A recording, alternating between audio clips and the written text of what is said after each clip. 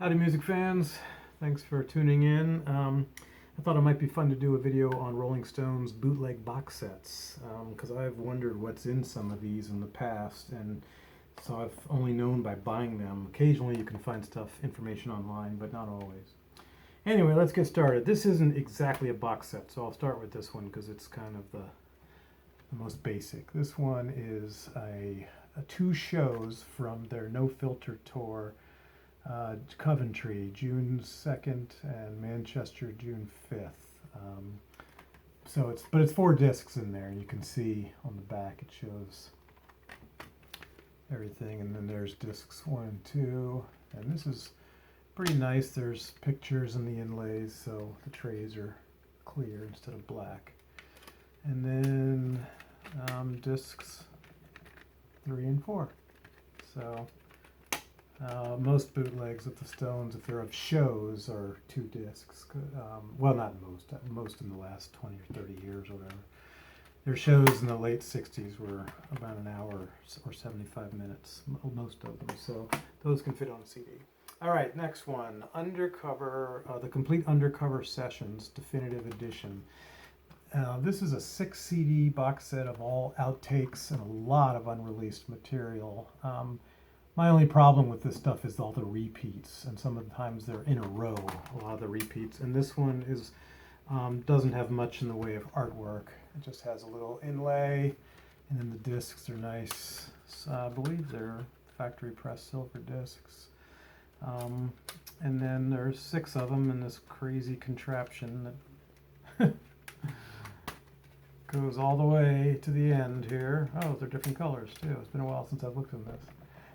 And there's the back inlay. So, but there is the back. You can find this picture online too, and see, and you can biggerize it and see what all is really in there.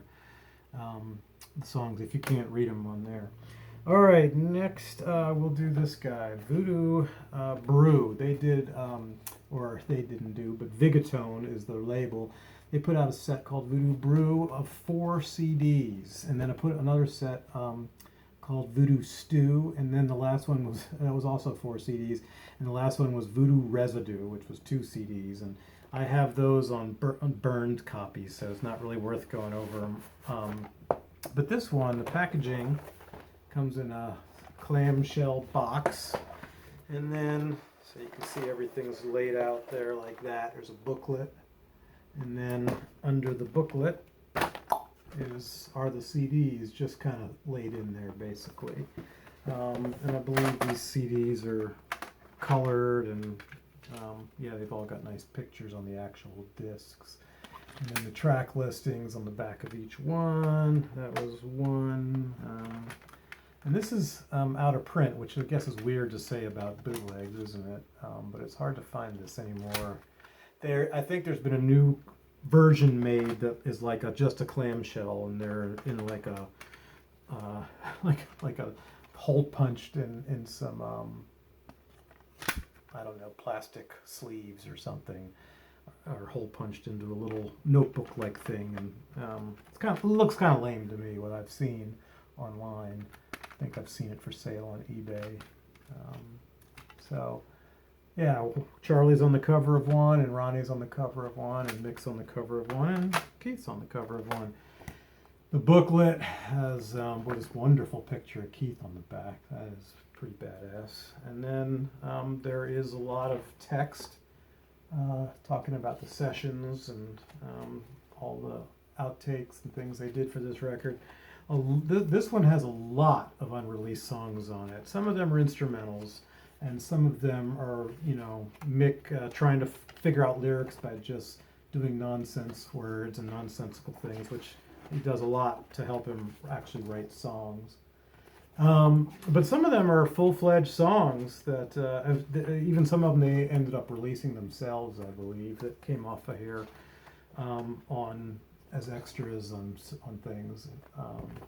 So anyway, this is really nice because it has so much unreleased material, which is really my favorite thing when it comes to bootlegs, is songs I've never heard before.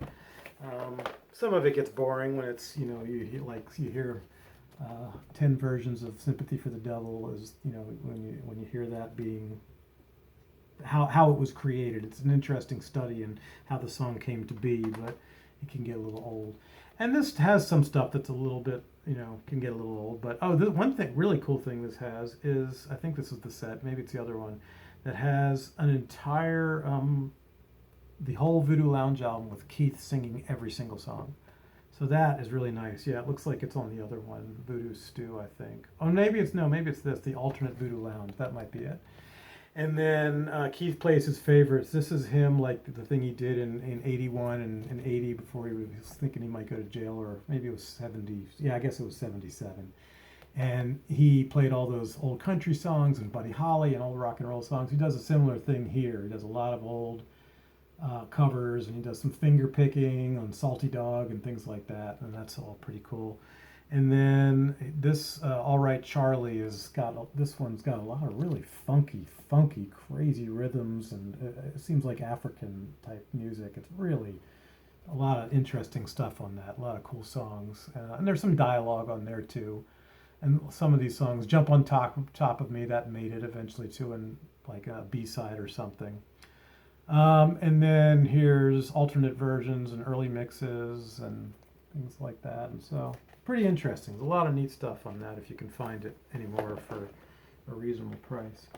Okay, now this one is Collector's Treasures Soundboard Rehearsals from 89 to 2016. And these are the ones I was very interested in when they first started coming out, and now they're all over the place. They have them.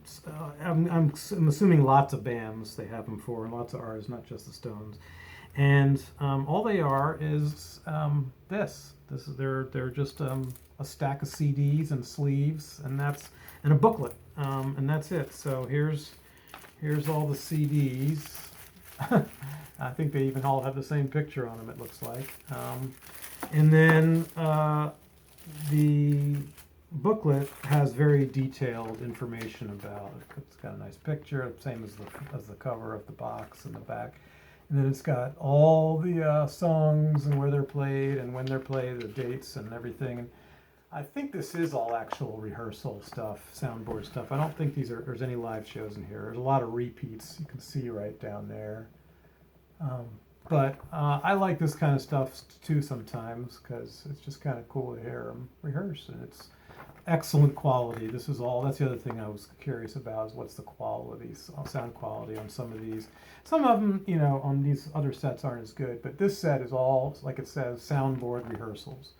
Oh, and this last is a bonus disc of a bunch of stuff, looks like from Undercover, like that other one, outtakes and unreleased songs. So that's kind of cool to have as well. So they added a little bonus on there, and they do that often with these sets.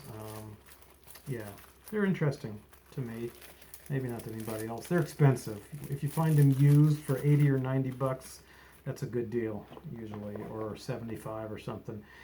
This one is 15 CDs.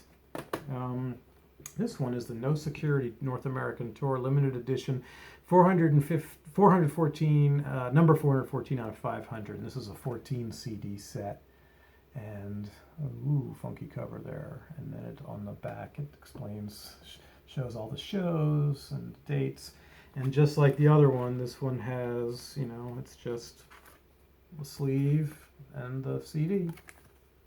And I think the booklet is wherever I left. I put the booklet in where I left off last listening to it, so I can pick up where I left off and continue listening to the rest. And like the other one, this is the same thing. It just tells you, this one's all live shows, and they're really good audiences or soundboard for the most part. Actually, I think the whole thing is good to excellent audiences and sound. There might be some soundboards. This is kind of cool. Might even have my ticket in there. I went to one show on that tour, I believe, in Washington, D.C. Maybe I should do a video of all the DVDs and CDs of Stone shows I've been to, all the bootlegs I have of all the shows I've been to. I've only been to 9, but I have CDs and or DVDs of 7 of them, I believe.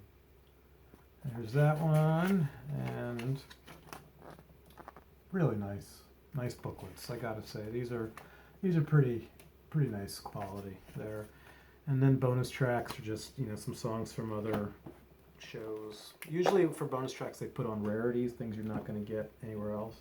This one is the European Lounge 1995, which was really a fantastic tour. I saw them twice, the first two shows on that tour in Washington. And again, boink. So this has the Paradiso in Amsterdam, which some of these shows I already had, but I think I had 2 or 3 of these, and there's 6 in here. But I thought, what the hell, I'd like to get this set, and so I did. Because it's just, and also some of these have been upgraded. Like I have one set from them playing in Brixton, and I had a great audience recording of that and of DVD of it. But they upgraded, and now I have an incredible soundboard of it. That's one of the best I've ever heard of the Brixton show, and I got that I don't know, probably eBay or online or something. Somebody deals in this stuff and trades or something, but I bought it. I remember that. But it's a really, really nice set. And then there's a bonus all soundboard stuff at the end. So some of these I think are soundboard, and some are just good audience. Okay, the last one. I was curious about this. I thought somebody should do something where they put all the guest appearances the Rolling Stones had of other people guesting on their shows. And so I thought, this would be great. Knowing though that there aren't all great quality recordings of all of these, and they're not, they're not. But it's got a ton of people on it, from John Fogerty to Bruce Springsteen to Tom Waits to Tina Turner, and there might be Linda Ronstadt in there, and Santana and John Lee Hooker and Guns N' Roses, and then there's these newbies like Taylor Swift and Ed Sheeran and Christina Aguilera. Not ones I'm really into, but it's interesting. And Buddy Guy might be on here because he was on with them at the Beacon show, the one that Martin Scorsese made the movie Shine a Light. And some of these are not repeats of the performance, but the same artist will show up here many, many times. Brad Paisley, no thanks. But anyway, he's a good guitar player.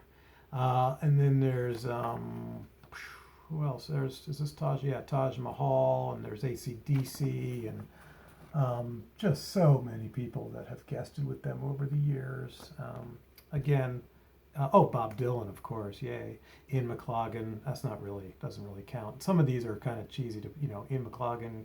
It's like, well, he was in the band for years, or on tour with them several times. Eddie Vedder, Lenny Kravitz, Jack White, Mary J. Blige, and then lots of people from in other countries that I don't know who they are.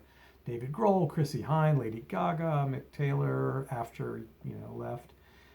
Bobby Keys, that's another one. Like, why list him? Robert Cray, Sheryl Crow, of course, has played with them many times. Gary Clark, Dr. John, Tower of Power, Living Colour, Jeff Beck, Dave Matthews. Sorry, I shouldn't say that, I guess. Grace Potter, Florence Welch. I think I saw that online. It was really good. Carrie Underwood, Solomon Burke, Stevie Wonder. So Gwen Stefani. There's some cool stuff in here. John Mayer, Bill Wyman after he left and then came back. Of course, there's a bunch of Eric Clapton on there, and so and this one, it's the same as these others. It's just, every CD looks like this, except it says disc 1, disc 2, disc 3, whatever. And there's the back, and they really vary in quality, And a lot of these you can see online. People took them with their phones, things like that. And this one is how many CDs? Oh, I don't know. It's 13 or 14 or something, maybe 15. These are all enormous, bigger than they need to be, but they're fun if you're an obsessed collector like myself. That's it for my Rolling Stones bootleg box sets, as far as anything that's 4 CDs or more. All right, thanks for watching. Feel free to like, comment, or request. Have a great day. Bye.